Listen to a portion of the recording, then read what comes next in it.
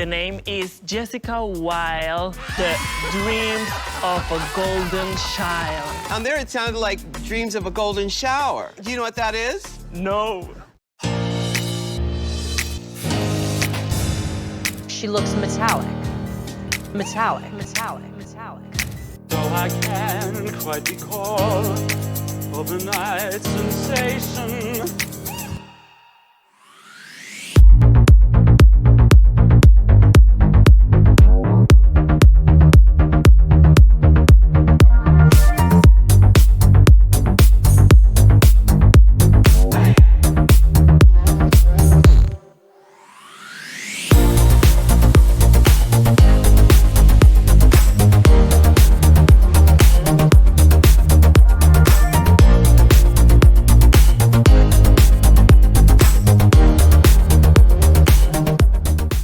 Welcome to The Chop, and in this episode we have a fake confessional extravaganza. We have a ton of mismatched confessionals with almost all of the queens, including two new Time Lords, Jen Sport and Trinity K. Bonet. Then we have something interesting happening during rehearsal. We are going to be exploring the Superpowers of Ra'Jah O'Hara, a questionable challenge, and the Cryptiques, that moment in Untucked for which you know that someone probably got fired. And of course, the producers not throwing Jen under the bus. But don't worry, that's why we have a so-called fandom. Of course, we're going to have chart, and at the end of the review, the confessional chart and the speculations as usual. Now, this episode was not very good. And you know, episode 3 was one of the best episodes of Drag Race in ages, so it was going to be a tough act to follow. By sheer comparison alone, episode 4 already feels lackluster. There is no going around it. But also, as Jinx Monsoon once said, some things are simply too hard to top. We are back in the workroom and we find out that a ton of queens voted for Akira. And this is the moment in which we have our first confessional mishmash. But at least we gotta give credit to the editors because they put these two different confessionals 90 seconds apart. So if you are not really paying attention to her necklace, you don't realize that these are two separate confessionals that comes from two different time. In the first one, she has to look a little bit pissed off, and in the second one, she's kind of digesting the fact that she's being put in the bottom. Now, I don't know why they needed to convey this image of Akira as if she was a little bit upset, because when you look at the conversation in the workroom, she's like, well, you know, I did the worst. It is how it is. It's a competition. She's not really upset. Another thing that happens in here... All right, y'all, Mother Earth is climate changing. Let's go change too.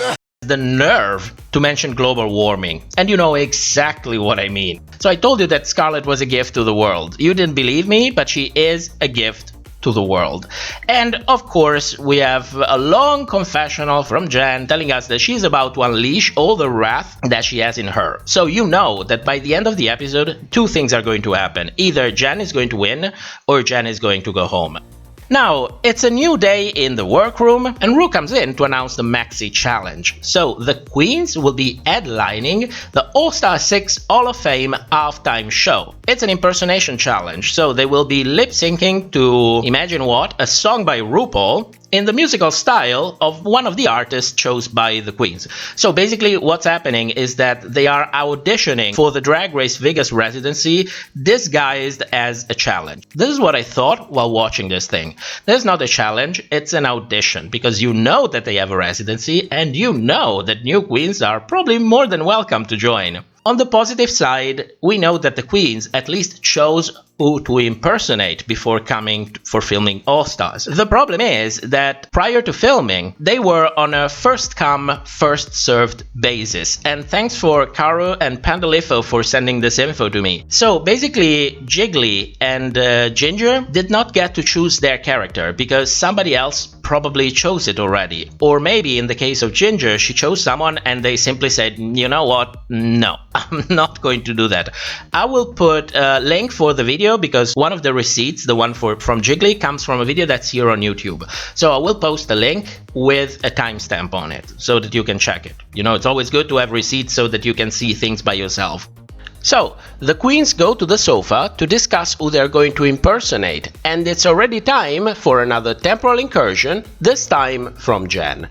Now, Jen to the left comes from this episode, while Jen to the right, I really cannot say because I don't know yet, but I will know already next week.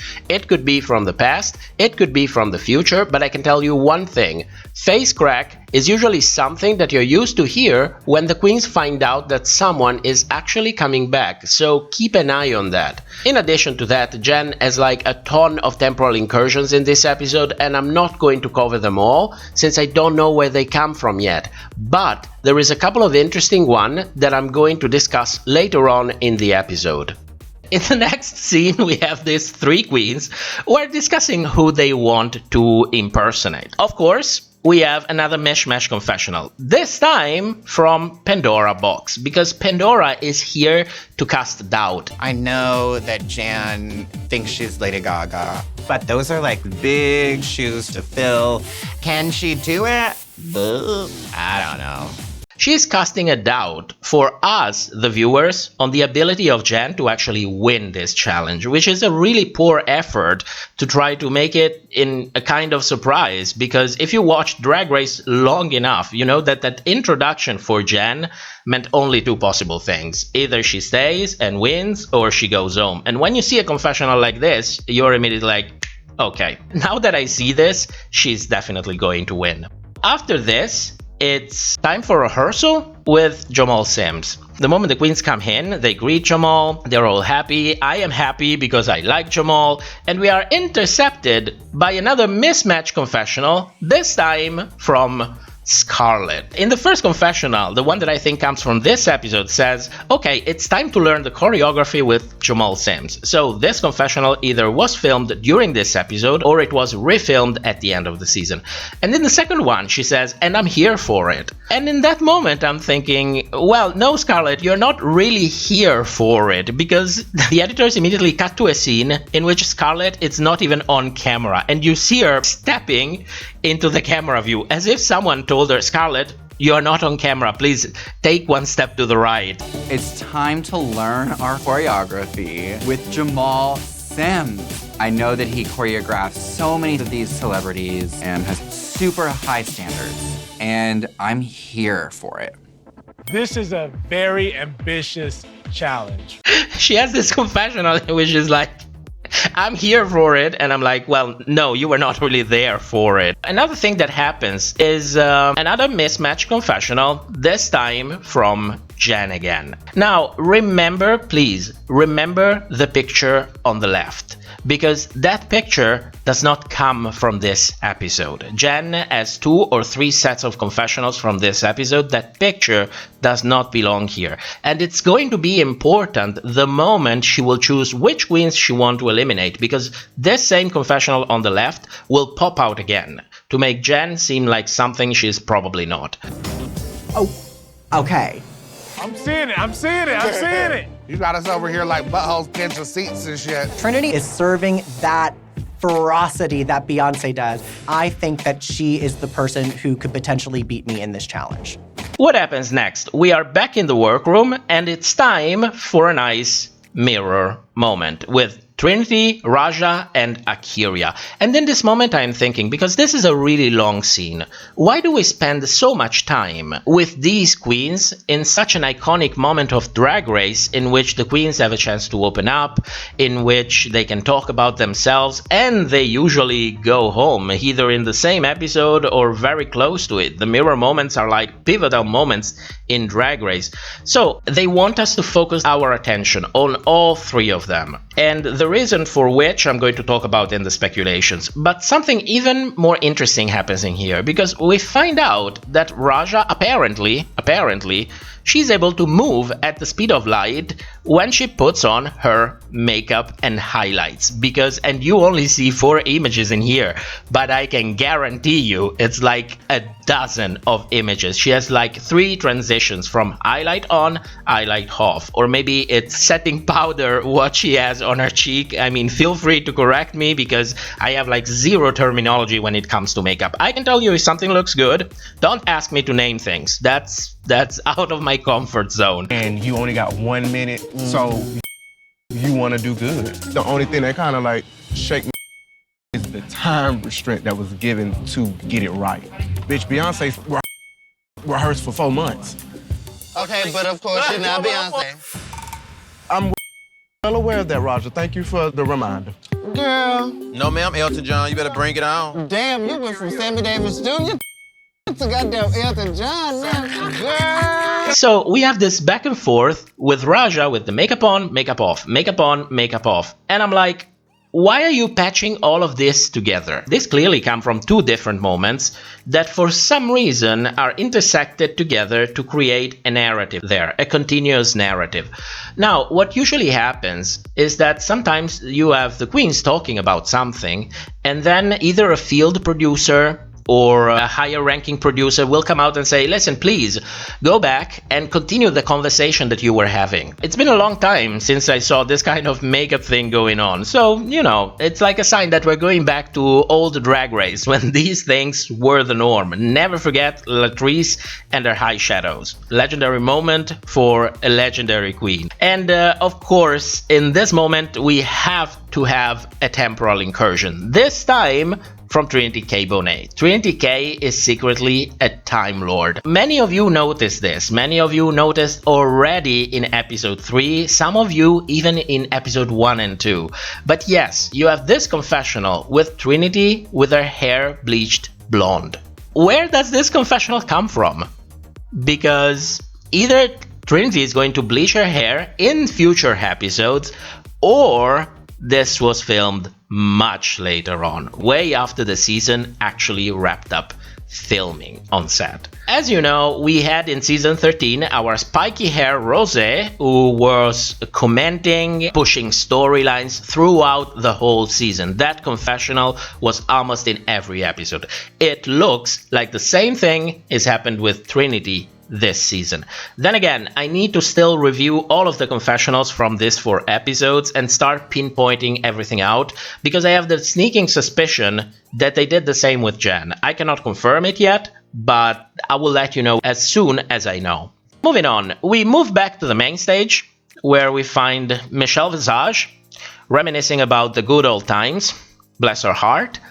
And after that, it's immediately time for the main challenge, the Hall of Fame halftime show. I gotta be honest with you, I have no idea how to judge this main challenge. Personally, I wasn't super excited to watch it. It wasn't that entertaining to me, but you know, the most troubling thing is that I really have no idea how to judge them, because this is an impersonation challenge that was given in advance to the queens. What do? You judge them on the resemblance? The problem is that I know very little about those artists to begin with. So, you know, if you know better, of course, feel free to add to the conversation, but I have very little to add to it because I don't really know, you know, these performances. Like a little thing here and there, but you know, I don't have the competence to do it.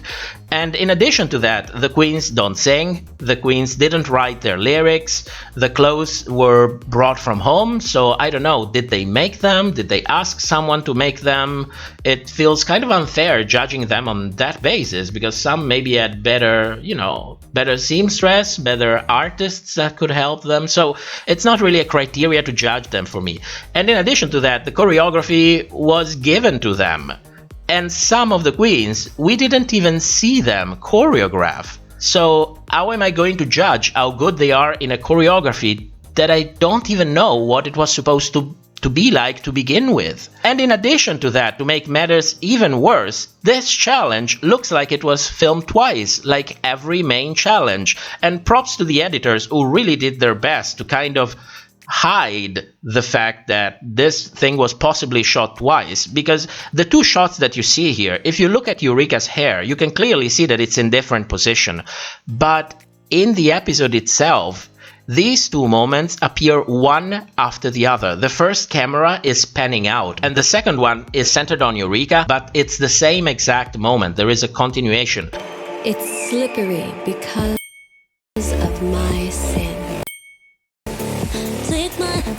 So based on all of this, how are you supposed to judge them?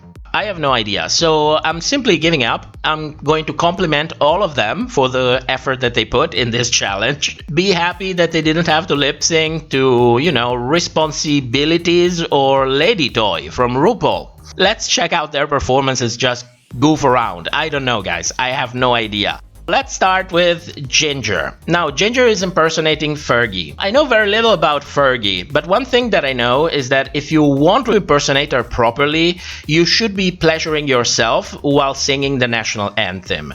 And Ginger is not really doing that. Next up is Eureka. And the problem with Eureka is that if Madonna was high-kicking like that, you can bet that she would be to the emergency room in a second with a broken hip and in desperate need of a hip replacement. I am not a Madonna historian, but I don't think that high kick is something that Madonna would do. Certainly not today. That is for sure. I don't want to shame anyone, it's just that we all have our age. And next up we have Ra'Jah, with a honest tribute to much older and simpler times. I don't know what to say about Jara. I didn't have time to look at her face. I was hypnotized by the ass. I was really impressed. Then we have Scarlett, and I'm sorry, but I have no idea what the fuck is going on here. She's Scarlett, she's dressed as a shark. Phenomenal. Kylie is impersonating Steve Tyler. Now, there is one thing that I know about Steve Tyler, is that he has like a huge mouth. He has that kind of mouth that is telling me, sure, I can take all three of you at once. And for me, Kylie, she's not giving enough mouth. Then we have Jen. Jen appears to be playing a private concert for Nina West. Am I allowed to say that? That's how she looks to me. Akira as Prince. The moves of Michael Jackson and the S of Janet Jackson. Then we have Pandora Box. Let's be thankful for the screen time. For this episode, the character of Trinity K. Bonet will be portrayed by Beyonce Knowles. And I am not that knowledgeable about Beyonce, but my partner is, and he assured me that this impersonation was top-notch. So what you see on screen is not Trinity, it's Beyonce impersonating Trinity. Are we all okay with that? Can we go on like that? My point stands again. I have no idea how I can possibly rank these queens or tell how good they are based on all the things that I said before. I have no idea. There is no way that I can possibly know who did a good job and who did a bad job. So, of course, what did I do? Well, what I do all of the time. When I don't know what to think, I make a chart. This chart is showing you the amount of time that these queens were shown to us rehearsing versus the amount of performance time. Jara was the queen that we saw rehearsing the most. And that is not really by chance, because by the end of the episode, Jara will have to go home. So of course, we had to spend a ton of time, more than anybody else, to see Jara having problems with the choreography, arguing a little bit with Jamal, being generally uncooperative. And this is a theme that's going to be carried on later when the queens will go back to the workroom for deliberation and during Untucked. Now, something else that this chart is telling you, well, you didn't really need a chart for that, but is that Scarlett, Kylie, Pandora, Eureka, and Ra'Jah completely disappeared during rehearsal. We saw nothing of that. And you know how it goes with this show. If you are not showing me something, either it didn't go with the narrative that you wanted to push, or you kept it secret so that you can have a surprise effect by the end of the episode. Don't any of you find it a little bit suspicious that all the safe queens were 4 out of 5 that we didn't see rehearsing? The fifth one was Eureka, and she was suspiciously high. The most important thing on this chart, after Jara of course, is the fact that Ra'Jah was the one who stayed on stage the least out of everyone. When you add to that the fact that we didn't even see her rehearsing, I start to have the sneaking suspicion that probably Ra'Jah didn't do as much of a good job as everybody else, because otherwise this makes no sense to me. And you know that Ra'Jah, she's our redeemed villain for this season. Possibly she's one of the queens who is going all the way to the top, because her edit is simply fantastic. So why the hell didn't I see her rehearsing, and why the hell her performance was the shortest out of everyone? Everybody was basically on screen for almost 50 seconds. Ra'Jah had like 33. That's a lot. That's a lot of difference. I don't know what happened there, but I have the feeling that something did happen there. Hi. Sorry for the interruption, but I need to get out a message for our viewers of The Chop. YouTube is not really suggesting our content. Actually, only a handful of people will ever receive a suggestion for our show here. Since we started back in season 12, the show is actually growing. People are interested in watch what we are doing. The problem is that the vast majority of people have no idea that we do all of these things. And as you know, it's really time consuming. It takes between the two of us at least 40, maybe even 50 hours a week to make this show, leaving us no time to actually create any other kind of content. And in a way, this is our decision because we wanted to give priorities to the things that we discuss on The Chop. But if things don't start changing, we will need to make some major cuts from the show, one way or the other, because we want to get our message out there. We want to talk about what happens behind the scenes. We want to talk about how perceptions are manipulated. And investing 100% of our time in this show might not be the most efficient way of investing our energy. Maybe we have a better chance to reach more people by allocating more of our time doing other things that the algorithm has shown to be more receptive to. So I'm here to ask you to please remember, if you like this show, please give it a like, leave a comment, because that helps as well. But most importantly, share it with other people, because if YouTube it's not going to help us, at least many of you can help us giving this show a chance. Thank you so much. Now let's go to the Cryptiques. First up, we have Ginger Minj. Now, to Ginger, they said that she was not a crazy Fergie. It was a good effort. She gave Fergie a something, and she found humor in it. And I don't really understand. Wasn't this supposed to be an impersonation challenge? Because that's how we, the viewers, were told that this challenge was going to be. Are you supposed to camp it up? Because I didn't really get that, but apparently she camped it up and it was a good thing. Okay, let's see if at least that kind of critique is carried along with all the other queens. For her costume, they said it was fantastic, but kind of obvious. And I have nothing to say about that because I don't know the original dress. And the runway for Ginger was gorgeous, she looked stunning, and she had incredible makeup. I think she looked very good. The makeup was not incredible, but it was a huge step forward compared to what she served last week. To Eureka, they say that she brought humor to Madonna, so apparently you were supposed to camping it up. It was not an impersonation challenge. She looked apart. She felt like she was connecting with the fans. And I'm like, what the hell does that mean? She felt like she was connecting with the fans. It looks like they wanted to find something positive to say about Eureka to avoid the fact that she was high-kicking while impersonating Madonna. That is what I think happened in here, which by the end of the Cryptiques, Eureka is going to score high. And this is a huge push for Eureka. For her costume, they lived for the big hair. I agree, you're a big girl, you need big hair. It's all about proportions. Which reminds me, proportionizing. Let's not forget about that. And for the runway, they said that they loved, that it was unexpected, and it was fabulous. It was okay. It was nothing incredible, but she did look good in it. But, you know, with Eureka, it kind of looks like they're trying their best to praise her without bringing any kind of real critique about things that maybe didn't really work with her performance. So let's not forget about that. Moving on to Jara. Now, Jara, they absolutely read to filth. They told her that she looked like Shakira, which, you know, it's a good thing, it's an impersonation challenge. Her hips didn't like, but her face did. She looked disconnected from the song. She didn't have a warm energy. What's a warm energy? I don't know, but it sounds like it's something that she should have had, but she didn't. She had powerful dancing, but her lip sync, especially the yodeling, was not very pronounced. And I have to agree with that, because I checked back her performance and actually looked at her lips, and she was not very connected to the song. The lip sync was not really tight. Did it happen in both takes or just in one take and they used that to throw Jara under the bus? I think it could have happened in both takes, because later on in Untucked, Eureka is going to confirm the fact that her lip sync was not really tight. For the costume of Jara, they said nothing.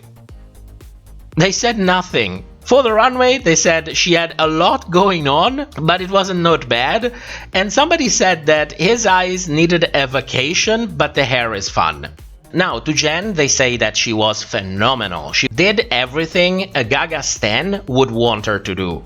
Which, to me, is like, you didn't really do everything that Gaga would actually do. You are more appealing to Gaga's fans than actually impersonating her.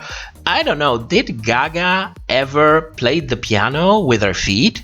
Yes, she did. Okay, so apparently she did. Okay, great. Apparently also Gaga plays private concerts for Nina West. They also said that she added Hall down to a T. It felt like she had a vendetta because she was very committed. And I think they are referring to what happened to the Rusical in season 12. And they also told her that the choreo was on point. For the costume, they say absolutely nothing. For the runway, they say it's an unexpected color palette, it's very detailed, and it's very well done. And I completely agree. Jen looked fantastic on that runway. That dress was everything. And you know, what got me the most was how dark the lipstick was and how classy it made her look. I thought Jen looked the best she ever looked on that runway for that season. That look was simply incredible. Now, I don't know about her performance. To me, she looked stiff. That's what I wanted to say. She looked stiff. Yeah, because Gaga, yes, sometimes she has this kind of robotic, strange moves, but it's always, there is a fluidity to it. While with Jen, it looks like she was really counting to 8, you know? I don't know. This wasn't very entertaining for me. Moving on to Akira, they said that she had a hard job. She did the steps right. She didn't understand the nuances of Prince's performance. It all felt reined in. They wanted a drag version of Prince, but got a restrained version. And this is something that I really didn't understand, because they wanted a drag version of Prince. So was the challenge become a drag version of the character you're impersonating? Because first they told us it's an impersonation challenge. Then they told us that it's an impersonation challenge in which you are supposed to be camping it up. Now they're telling us that you were supposed to portray a drag version of the artist that you were supposed to impersonate. And I'm like, okay, I get it that Akira has to be in the bottom, but this is bullshit. This is bullshit. Nobody else was asked to bring a drag version of their character. And by the way, Akira has her ass out. Isn't that draggy enough? Because, you know, I don't think Prince did stuff like that. Did it? I'm waiting for the chat to correct me. Did Prince come on stage with his ass out? He did. Oh gosh, I am. Do you see when I told you I am not qualified to judge this challenge? Okay, so apparently Prince came with his ass out during a performance in 1993.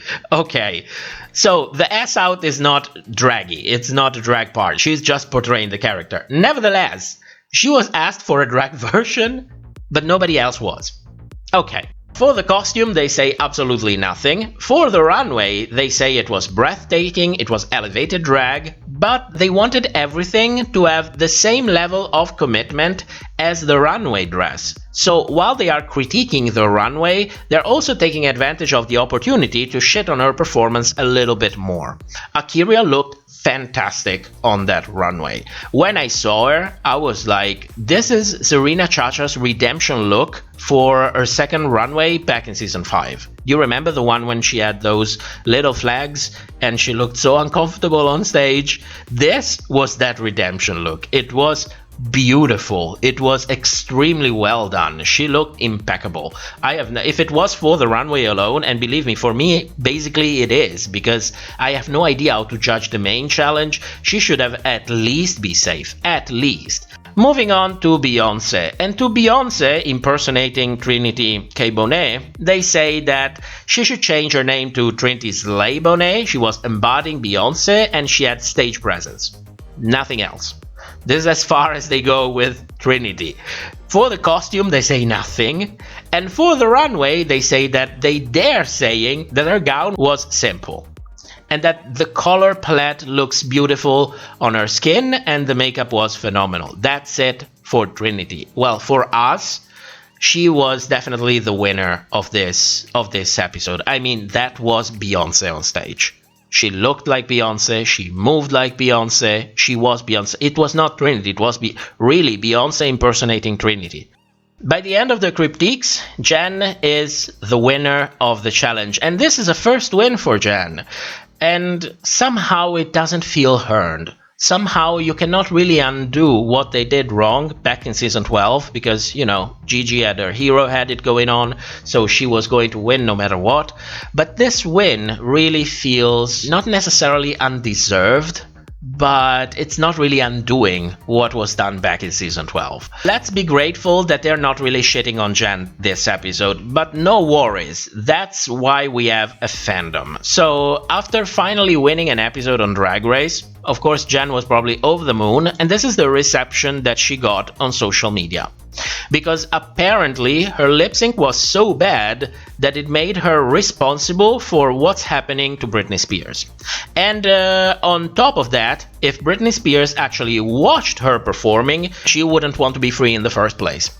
Because of Jen. Because, of course, you know, this is the level of intelligence of people when they need to shit on someone. So either we have the editor shitting on Jen during the episode, or we have people shitting on Jen outside of the episode. Because let's not forget, she is the villain for this season, so she's going to get it one way or the other. And you know, I have no words, because apart from the fact that you should know better not to give feedback when it's not asked for, but apart from that, they come to their page insulting her. Jen really can't catch a break. She has it coming from every front. It's either on the show, or it's either from other queens, or it's either for the fandom. I cannot stress enough how much of a bad decision it was for me that she went on this season of All Stars. Then Trinity is high with Eureka, and low we have Ginger. And in the bottom we have Jara and Akiria. After this, we go back to the workroom, because it's time for Untucked and it's time for Deliberation. And of course, the moment that I'm afraid to talk about, because apparently in Untucked there was this infamous moment which I am not showing, I would like to stress that, in which RuPaul was shown wearing sweatpants. And you know that somebody probably got fired over this, because Jordan T, who is a creator here on YouTube, he made a small parody video making fun of this. He basically edited together, you know, Utika's joke back in season 13 when they had the roast, and then coupled it with what we've seen here in this Untucked. And he didn't receive a copyright block. He received a strike. That video was taken down directly by World of Wonder. World of Wonder wrote to YouTube, to the copyright team of YouTube, to take that video down. They didn't block it, they didn't block it regionally, they didn't ask, they didn't do anything, they took it down because of this. And I don't understand it, because even RuPaul, she went on a show joking about the sweatpant thing. So why is this a problem? I don't get it. We're behind the counter. I put my pajamas on and I'm in the dress, and you don't see anything from here up, right?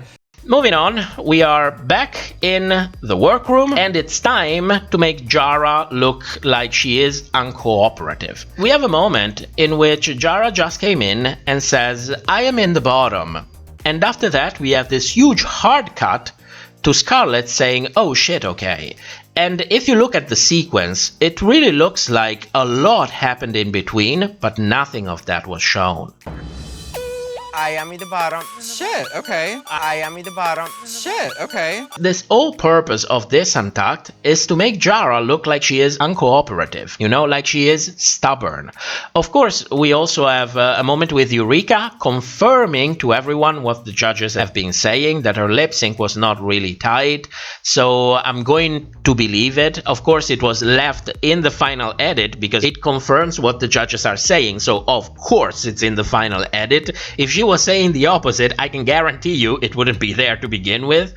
But of course it's immediately time for a mismatched confessional from Jara. So in the first one she's saying, "I am not a beggar," and in the second one she's saying, "I'm a fierce fucking queen." I believe that the first confessional comes from this episode, while the other probably comes maybe from one of the very first confessionals in which she was introducing herself. I don't have a strategy. Like, I'm not a beggar, like I always said. It's not because I'm quitting or giving up. It's just because I'm not fake. I'm a fierce fucking queen. Why is this important? Well, because in the first one, she is explaining why she is not pleading her case to the queens. And she was not pleading her case to the queens because she has this kind of feeling that it makes her feel like she's begging. She probably is not the person that likes to feel like she is begging. The problem is that in the second one, when you have her saying, I am a fierce fucking queen, it looks as if she has an attitude that it's above everyone else. Like, if you plead your case, then you are a beggar, but I am not. I am a fierce fucking queen. She looks like, really, like an asshole, you know? As if she is demeaning all of the other queens who dare pleading their case. So this is why it's important to point out that this two confessionals comes from different moments, because otherwise you, the viewer, you would really get the idea that this queen was probably just uncomfortable. She was not looking down on everyone. She was not pointing fingers on anyone. She just didn't like that situation. Of course, after this, it's time for more Mismatched confessionals. This time from Kylie, because Kylie has to narrate the whole voting scene. And the last one that we have is when it's time for Jen to vote who she wants to eliminate. And do you remember in the very beginning of the episode when I told you, remember this confessional because it's going to appear again, and this confessional does not belong to this episode. Now you see it on the right. So in the first confessional, she's saying, I'm not only looking at who I want to stay, but also who the queens are going to vote. And then the intrusive confessional says, this will be the best decision for the long haul in this competition. As if she is choosing the queens she is choosing because she's being calculating. I am not only looking at who I want to stay in the competition, but also who I think the other girls are going to vote for. Because now is not the time to be the outlier. I'm going against my heart, but my head is telling me that this will be the best decision for me to make for the long haul in this competition. When I tell you these are things that are part of a villain edit, it's because they are part of a villain edit. Because when you take Jen saying, this will be the best decision in the long run for me in this competition, and you put it in this exact moment, it takes a whole new meaning. What was she talking about? Was she talking about a decision that she made for a challenge? Was she talking about any other kind of decision? I don't know. I don't know where this confessional comes from, but it sure as hell does not belong here. After this, it's time to go back to the main stage, and Jessica Wilde is back. And if you don't know who Jessica Wilde is, you are really missing on an incredible queen, because Jessica Wilde competed along 11 years ago back in season 2. She was one of my favorite queens back in that season. She is one of my favorite queens of all times. She is just phenomenal. If really go back, I know what you're thinking. Well, season 2, it's an old season. The outfits were meh and everything else feels old. It's not like it's new, but you are missing on an incredible season. It's fantastic. Give it 2 episodes. I can guarantee you will binge watch the whole season. And Jessica Wilde is one of the shining gems of that season. So I hope we will see more of her. The fact that she got this moment on stage is nothing less than fantastic. I was really happy to see Jessica. I was really, really happy. Let's go to the actual lip sync. Well, when I was watching this, I can tell you, in the first 5 seconds, I think that Jessica already murdered Jen with a twirl and a hair flip. I'm 5 seconds in and I'm thinking, okay, Jen is done for. And in a way I was right, because Jen, and I'm not trying to be shady, I'm trying to be funny about it, but Jen looks like the embodiment of what happens when someone steals your prescription diazepam. That's what was going through my mind when I was watching her performance. I think it was a very bad performance. She looks like she's trying to mimic what Jackie Cox did for her lip sync back in season 12, but I don't think it really works with the song, and I don't think that camp is something that Jen can do well. At least she didn't do it well with this lip sync. I don't think she should be crucified on social media for a bad lip sync, but nevertheless, for me, it was a bad lip sync. It was bad. Probably the editing didn't help. I'm sure that the editors took the opportunity to shit on Jen a little bit more by showing only specific scenes, but for me, for what I got at the end of the day, this was not good. Jessica absolutely killed it, and I was living for Carlson's reactions on stage. I was getting my life from it. Carlson is one of my favorite judges on RuPaul's Drag Race. He is just precious. Of course, if it wasn't enough for the edit and everything else, we need to shit on Jen a little bit more, this time by using a confessional from Pandora Box. And, you know, the sad truth is that when they filmed that confessionals, they were probably going to Pandora and saying, listen, could you make an imitation of Jen's lip sync? You know, like if it's something funny. But in this context, is used to make Jen look like really deranged in a way, you know? Not only the lip sync looks bad, not only it looks like she is delivering very little energy to it, but on top of that, we also have this confessional coming in telling us that, oh, yeah, it's not that good. It's not that good. Well, what can I say? It is how it is. By the end of it, Jessica is the winner, and rightfully so, and Jara gets eliminated and sent home. And it's time to go to our confessional charts and the speculations.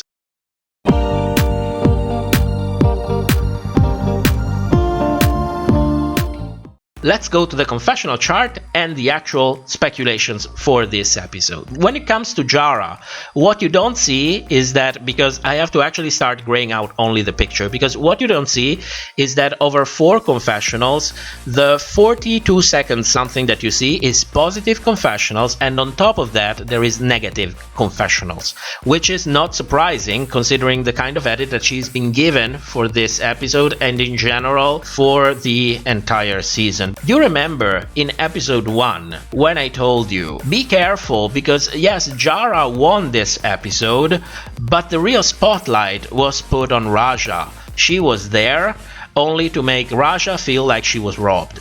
That was her function. Her function now is finished and she's ready to go home. This is one of those predictions that I'm really proud about. Now, as you see, Jen is towering all of them.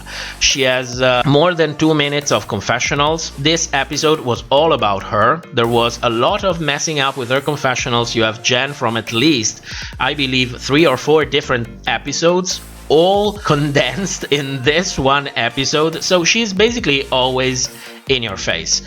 And it's understandable because that's how they are editing this season of All Stars. Instead of distributing the confessional time more or less equally towards all of the queens, what they do is that they will take a couple of queens and give them most of the time, while everybody else is basically pushed to the background. And this is what's happening to Jen. She is full front. This episode is all about her. She wins the episode, of course, and there is no going around it. This does not look good. This season of All Stars is not doing her any favor. Now, the fact that she won a challenge can mean 2 different things. Either her storyline is over, she finally won a challenge, she is ready to go home, or winning this challenge was a little bit of a reward so that she can get more comfortable in her skin, so that she can fully embrace her villain edit. So no matter how it goes, it doesn't really look good for Jen. Do I think she's going to go home? Not next episode. I think they're going to take filming of 1 episode to actually see if she is going to embrace her villain edit. And then based on that, maybe she will go home. Now, the second important thing that I get from this chart, and I am actually surprised of, is that we have a ton of confessional time from Akira. We already had a mirror moment with Akira, and now we have all of these confessional time. So based on that, I was pretty much on board with the fact that Akira was going to go home this episode. Why the hell did she get so much time if she was not going to go home? So what I think is going to happen is that they took advantage of this episode to give her more screen time, and the episode when she actually goes home, they don't have to give her too much confessional time, and they can use that time for some other queens. Which queens? Well, possibly who I think could be the silent assassins of the season. Kylie and Pandora box. Pandora's edit during the season, it's not been that good. She is being almost edited out of the season, but that could still be done for a reason. Because if you are not looking at her, you will then be extremely surprised and pleased when she actually gets to shine, as if she's coming out of nowhere. And the same things with Kylie. So when you think about these queens, try to think of them as if you are looking at Jinx Monsoon back in season 5, when she disappeared for the first 2, 3, 4 episodes. You never saw her coming. She came out of nowhere. So I think this could possibly happen with Kylie and Pandora. Now, with Trinity, she didn't have too much confessional times in this episode, but she had a ton of confessional. Like, compare it to Ra'Jah, for example. They have the same amount of time, but Trinity appeared on screen 7 times, Ra'Jah only 3. So it's like they're telling me, oh, look here, there's Trinity. Oh, look here again, there is Trinity. She's not talking much, but she's appearing a lot. With Ra'Jah, it's the opposite. She's not appearing that much, but when she is there, she's talking for a longer time, so that you can keep your attention on her and focus on her. Now, these are two very different approaches to bring a queen to your attention and can have two very different meanings. Now, of course, I'm not a magician, so I don't know for sure the meaning that they have, especially with Trinity, because you know that she's been having this kind of ambivalent edit, an edit that contradicts itself, at least in the previous episodes, one moment after the other. It's not an arc. It's not like there's a starting point and then you reach an end point. It's two opposing messages that come at the same moment.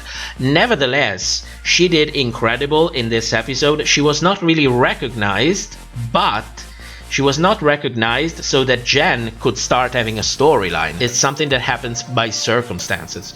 Now, many people gave different possible names for Trinity's prototype edit, this new kind of edit that we're starting to see on Drag Race. Some called it the human edit, some called it the anti-hero edit. I tend a little bit more to go for the human edit, because anti-hero is something like Ra'Jah had back in season 3. Nevertheless, judging on the great edit that she got this episode, judging on the fact that we got to see her shine, they didn't mess up with her edit, which means that they did that on purpose. They made us see that she deserved the win, but she didn't get it. If they really did want her edit to go down, they could have shown us the worst of her performance. Instead, they chose a specific kind of edit that leaves us curious and leaves us thinking Trinity deserved that win. Trinity was robbed, which is a great thing, and which is why, for me, Trinity is my last candidate for the top 4 at this point. Something else, somebody asked about Ginger versus Eureka. If indeed they have a representation spot on the top 4 for a big girl, is it going to be Ginger or is it going to be Eureka? Because Eureka had a very good edit this episode. I don't think she deserved to be high. Nevertheless, she was. I enjoyed Ginger more. Maybe it's a subjective perspective. If you know those performances, you can tell me, who you think did a better job.